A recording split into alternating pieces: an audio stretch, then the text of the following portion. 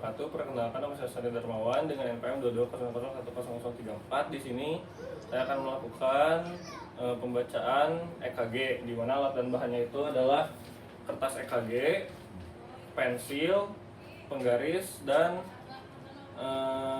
kertas interpretasi EKG. Pertama kita baca identitas pasien. Di sini dari usia, jenis kelamin, tanggal, dan waktu pemeriksaan. Lalu menilai penempatan dari lead EKG-nya.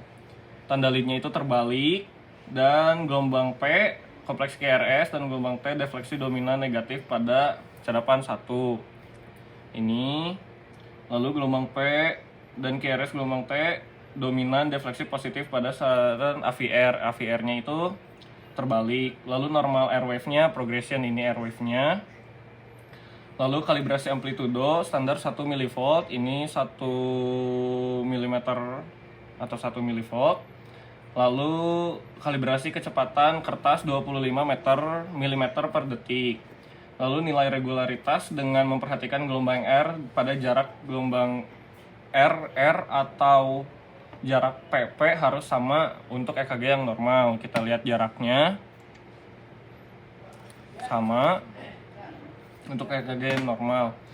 Lalu menilai heart rate atau laju jantung dengan menggunakan kotak sedang atau besar, di mana rumusnya 300 dibagi jumlah kotak sedang dari interval RR.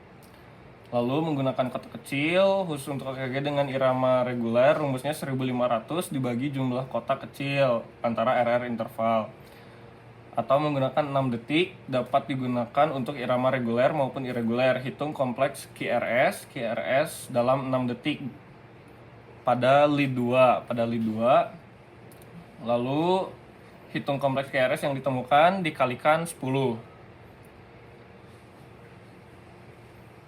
Kalau di sini heart rate-nya sudah ada, yaitu 86. Lalu menilai ritme sinus atau non sinus. Irama sinus yaitu ada pada gelombang P yang diikuti oleh satu kompleks QRS dan satu gelombang T di sebelah sini. Lalu menilai gelombang P, apakah ada kelainan pada gelombang P, yaitu dilihat dari kontur, morfologi, konfigurasi, durasi, dan amplitudo. Biasanya ada defleksi positif pada lead 1, lead 2, AVL, dan V3 dan V6. Normalnya tinggi tidak lebih dari 3 kotak kecil atau 0,3 mm. Ini untuk gelombang P-nya tidak lebih dari 0,3 mm. Lalu menilai PR interval itu normalnya 0,12 sampai 0,2 detik. Jika intervalnya memanjang, itu dicurigai ada AV block PR di sini intervalnya. Kita lihat apakah lebih antara 0,12 atau 0,2 detik. Lalu menilai morfologi dari gelombang Q. Dari gelombang Q-nya, lebar gelombang Q normalnya kurang dari 0,04 detik dan tingginya kurang dari 0,1 mm. Kita lihat di sini normal.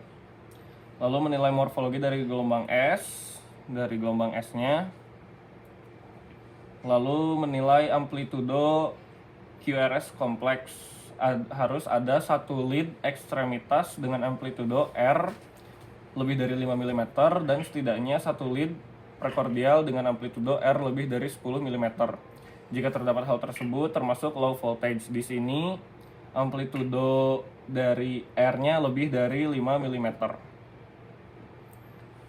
Lalu menilai R per S rasio pada V1 dan V2 dengan menilai S V1 per V2. V1 per V2 ditambah V5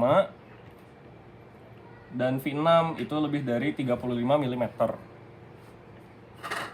Lalu menilai durasi QRS kompleksnya itu normalnya 0,12 detik. Ini kita lihat dari morfologinya, lebih dari 12 detik, itu hasilnya normal. Lalu menilai aksis dari QRS kompleks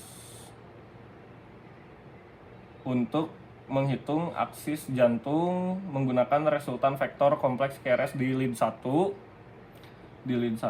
dan lead AV. Karena kedua lead tersebut memiliki posisi yang tegak lurus. Lalu menilai morfologi dari segmen ST. Di mana segmen ST itu pengukuran dari waktu akhir kompleks QRS dari QRS ke sampai awal gelombang T yang menunjukkan di mana kedua ventrikel dalam keadaan aktif.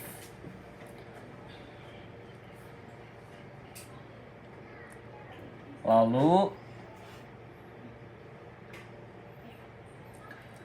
ada asesmen dari U. Jika ada gelombang U biasanya mengikuti gelombang T, mungkin dihasilkan oleh proses repolarisasi lambat.